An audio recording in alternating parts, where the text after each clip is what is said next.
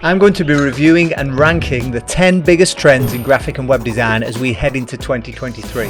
Having cast my eye over some of the trend lists out there and scouring the design press, I've created a collection of 10 popular styles, which I'll be ranking in a completely unscientific way.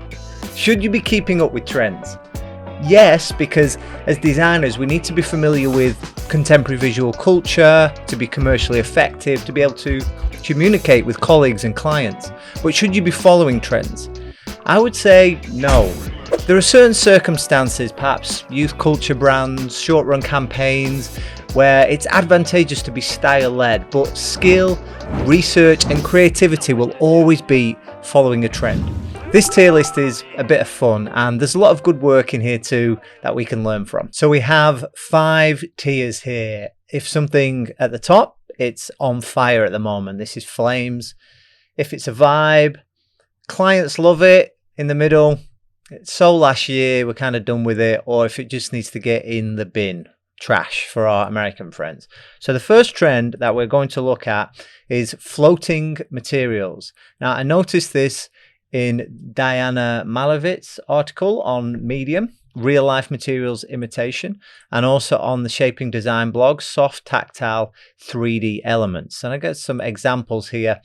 We have these floating materials everywhere. This identity for Clearbank kind of look like glass, and a lot of these 3D materials that we see in the examples, they look like real materials, but the objects are not always realistic. It can be just the suggestion of something which is tactile and bringing in that texture, but often created in 3D and just added to these compositions. These jewel-like orbs on this gin bottle. Here we do have real objects, but they're just floating in this sort of pre-render space.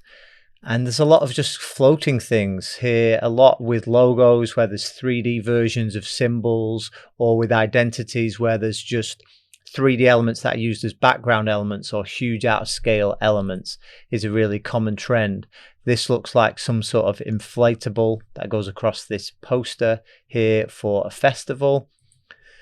But in the background here, they kind of look like flower petals, and we can really see a lot of texture across them and the lighting and the movement, but really it just becomes sort of an object, a background object that is fairly generic. In this branding here, we have more of this, again looking like inflatable, filled with air, a lot of motion as well, often with this floating materials trend.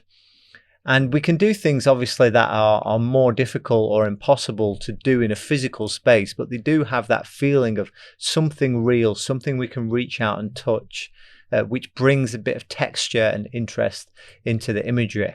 This project by 2x Elliot, who are a design studio, is called Charmed. It's about charm bracelets, and this is almost like an art project, an exploratory design project that a lot of design studios do for their own research purposes, and they're creating these different objects here in 3D software. But it really is very similar to this whole look, and being a design studio and someone that does commercial projects, you see how this informed, and this is a very strong look which is going to continue through the year. And finally, with the D&AD awards, which have had the pencil as their symbol for a long time, but here we have this diamond version of the pencil, or later all these different 3D elements here, the cogs, the screws, all coming together to make the pencil shape, and again floating in 3D space a lot of the time. So what do we think? How are we going to rate this? I would say, although it's being used a lot, there's so much you can do with it because of the sense of perspective and doing those unusual things. It does add a lot of visual interest. It's really popular at the moment.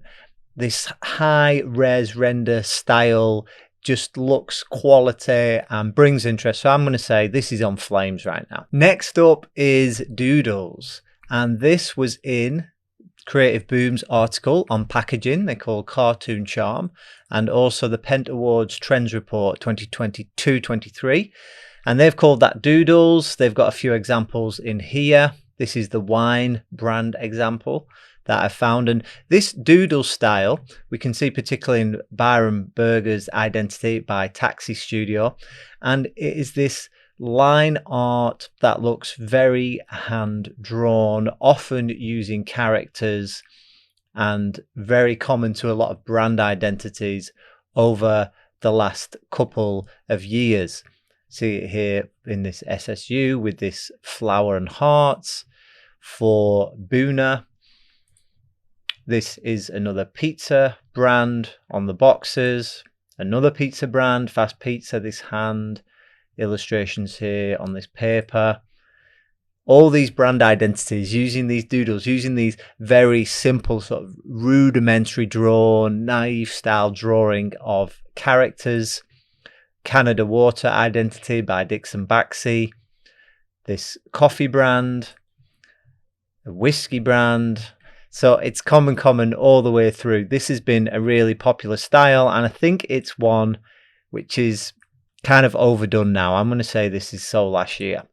Right, next. I'm calling this hippie type, and this is very retro. This has been identified on the Shaping Design blog as friendly fonts, and they correctly describe these rounded terminals, small counters, that's the spaces in between, in the middle of these characters, thick strokes, and these very rounded, squishy looking, very 60s and 70s looking, I think. The Kodo Beer Brands Trend Report talks about 60s and 70s vintage revival. We can have a little bit of a close-up of these cans.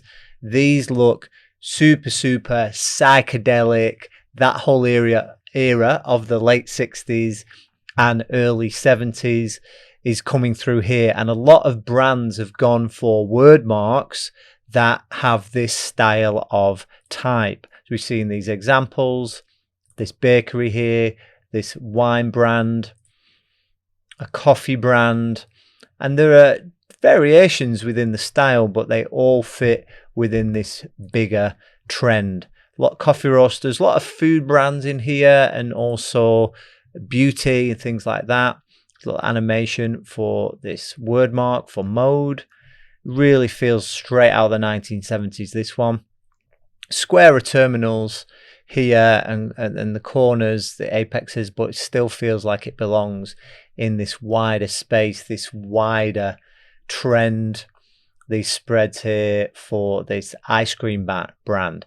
So, hippie type. I kind of like this. I think with the mirror ball on that, it's got to fit with that, right? So this is going to go straight into vibes. Eco yelling is our next trend, shouting about the environmental, sustainable credentials or views of the brand or the product. And this has been identified in the Pent Awards as consumer-led sustainability, but I've seen something a bit more than that. I mean, these toothpaste tubes, the center and one of the largest elements is this Recycle Me headline with the recycle symbol made out of the toothpaste tubes, like right in your face.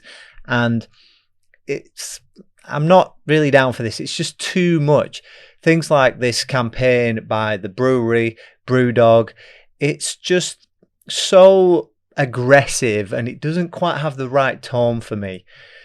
This whiskey brand here, they're a certified B Corporation. And this is fantastic, and I'm a believer in purpose-driven brands. But I think there's a difference between that and this sort of very shouty way of getting across the eco credentials. I mean, it's here, it's all caps. Less waste, no less whiskey. We are Islay. It just really seems over the top to me to have this heavyweight, all caps, condensed typeface to create this. And when you look at these bottles of whiskey, I mean, whiskey's an expensive product.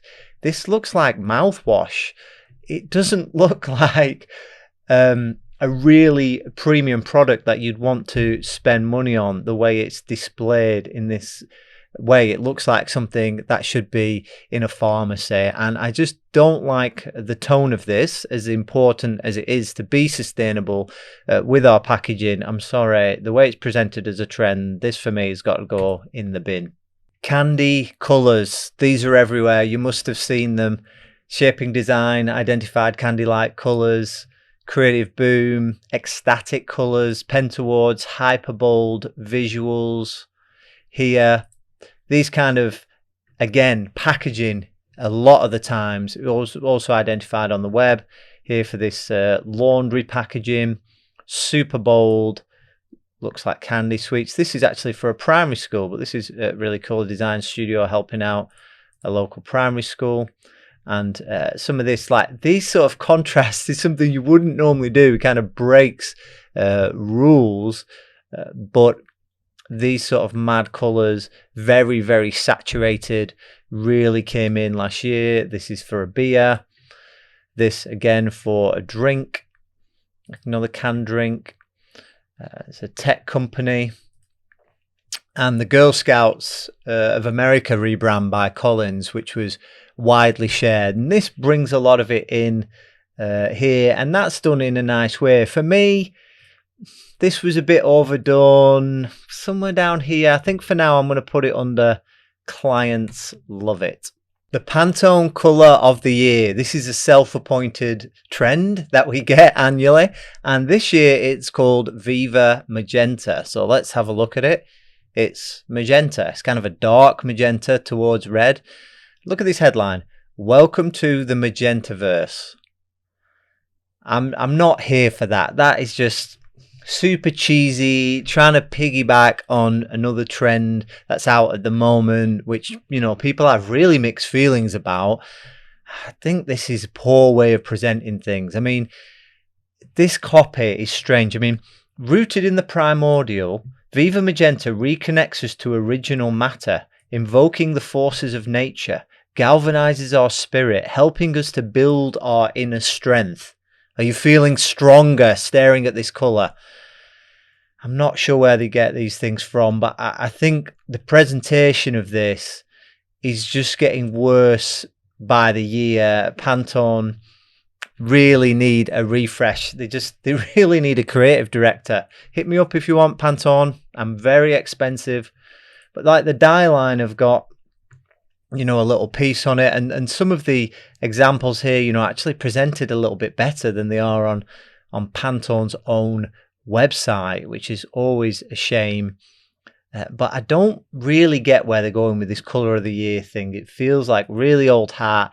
Most designers that I know just kind of find it as something to mock, and I'm not really sure where it's going. They've tried to, on the Die Line, which is a great packaging blog, find some examples, but these colors are very different. I mean, that is very purpley here with the oranges, you know, and sometimes it's in here, but I don't even think it's particularly that, you know, nice or interesting as a shade, you know, by itself. And when it comes to choosing colors, it's always about context. Why are we choosing that color? What is the psychology? What's the associations? And what kind of feel is it producing? And where is it being used? And how are you using the color? And what other colors is it being used with?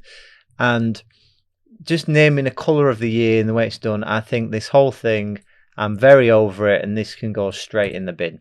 Mixing fonts or even mixing typefaces is one that I've identified. This can be within sentences where it reads here, modeling school, and then for kids and teenagers is in a completely different typeface. Here, the last word of the sentence is in a different typeface. Or it could be within a word where certain characters are replaced. This has been done again a lot within branding and advertising. You can see this brand here for Farmyard, here for this wine labels. Each time one character is completely different. Here we've just got it through a sentence where the last word is different. This is also kind of the street style trend that we saw a bit of this year. And here we've just got like different couple of words, and they also got the like weird casing as well, which I find quite strange. Not sure about this one. Really depends on its application. I'm going to put it as clients love it, because it does that thing that clients say, make it stand out. So clients love it for mixing fonts. Cosmic Brutalism is one that I've identified, and what I'm seeing here is a lot of often black type and very heavy modernist symbols on a field of a solid colour, often oranges and reds. See here on this chocolate packaging here, the previous one I think was some sort of cannabis product, cannabis gummies. And here on this chocolate product, and it also has an element of brutalism, it's got modernism, there's an order to it, but there's also that element of the 80s space, futuristic, a little bit of the 80s vision of Tron and synthesizers and that whole world of things. See here in the rebrand for CNET by Collins, another high profile rebrand, you can see it in the word mark, but also in these illustrations. It has a little bit of that retro future thing going on with some of these colors. Another Collins project for this radio station. This word mark here, a lot of this style, this album cover here for the band Everything, these sort of machines, and it's a retro future thing. This book cover here on logotypes, again, thick, black, solid on a field of orange. Another one here, this is from the brand studio Ragged Edge, a design studio in London for a clothing brand, and again the symbol, very heavyweight, orange field. We've got a few websites here that I found as well on awards, this similar sort of type, which is a lot of right angles but then just with curves, something we've seen all the way through. Again, we've got orange and black going on here, and it just produces sort of a similar feel to me, this similar sort of style. Again, I'm calling it cosmic brutalism. Is anybody with me? And we find that with the type, but also often on black fields. This next one, different style of type, like more of a grotesque, but this is about space, and just with some of the way like these images sort of interact with the large type, and again it's on a black field, just feels like it's in that similar sort of world. I'm here for this. I think this is really good looking and it really appeals to certain people like me, I guess. So I'm going to say this is on flames right now. Digital collage. This kind of style was popular about 15 years ago when everybody seemed to learn how to use Photoshop and created these styles of collage which looked very much like they were created on a computer and not through, you know, the hand processes. And this has been identified again on the Shaping Design blog. And you see this kind of thing where you've got a real photograph which has been cut out neatly, but then we've got a very solid digitally created field and a lot of things layered on top of one another. Also this element where rough cutouts are drawn of shapes or of physical objects alongside, you know, perfectly cut out things, and just the layering of that kind of style. These collages again in this branding and a lot of, you know, just the sort of strange and unusual kind of feel. Even Pentagram are getting involved in this with this Stephen Sondheim celebration campaign. And we can really see the style here, these like really over the top effects that again look like something done in earlier versions of Photoshop, and it has sort of a surreal kind of look to it and a bit of a 90s early internet thing on a lot of websites. People take it to the extreme, like with this kind of thing, very lo-fi type style, just sort of breaking design rules, a bit similar with the anti-design thing we've seen over the last few years. Here again, this is kind of like that hippie type as well in this identity, but just the way this site's a little bit more polished, but we still see this sort of style with the collage and the way the certain shapes that are used and the way things are done in this sort of anti-design type way, and the font choices and the shapes, it has that retro sort of feel. This is probably the ultimate example of it, this Gen Z water. Welcome to the best Gen Z water website in the world. This website was built to sell Gen Z water and make friends online. Please enjoy your visit. So it's plain water for people who never owned a flip phone. I love this. So all you Gen Zers, is this appealing to you? And these like early GIFs, all this mad stuff, even the packaging itself, we go back to that, is this mad collage. This is popular at the moment, isn't it? I'm going to say that this is a vibe, certainly for certain people, even though if it's a bit mad. And finally, acid green or acid yellow, you tell me which you think it is. And this was again identified on the Shaping Design blog. And we saw this all the time through the last couple of years. It's definitely something that I've noticed. These posters, we see it on websites. It's more to like a lighter yellow here. Sometimes it goes greener. Even people using it a lot as an accent, like here, the background of the word almost. You see it a lot with brands. I've seen Puma, Adidas, and Nike all use this. I think Nike call it Volt, don't they? They have a lot of shoes in that sort of colour. Another website here using it. It's very loud. It's in your face. It grabs attention, but it's just a little bit different from that, like fully digital yellow. It goes towards the green. It's a little bit more brightness, and so it just makes it that little bit more unique until everyone starts using it. This was a very high profile rebrand here in the UK for ITV and for their streaming service. So this has kind of been seen everywhere over the last couple of months, and it very prominently uses this colour. So where are we going to put it? This seems like a perfect space for it. It would be nice to have two in each. I would say this isn't that bad, even though it's everywhere. I'd maybe say that Candy Colours has been a bit last year. So maybe let's say acid green is under the clients love it kind of place. Are we happy with that? What do we think? Which of these trends do you think has some more life in it, and which are beginning to fade? If 2023 is the year in which you are committed to becoming a designer, going freelance, or adding to your skills, then make sure you subscribe to the channel and check out the programs on our website. Until next time, happy designing.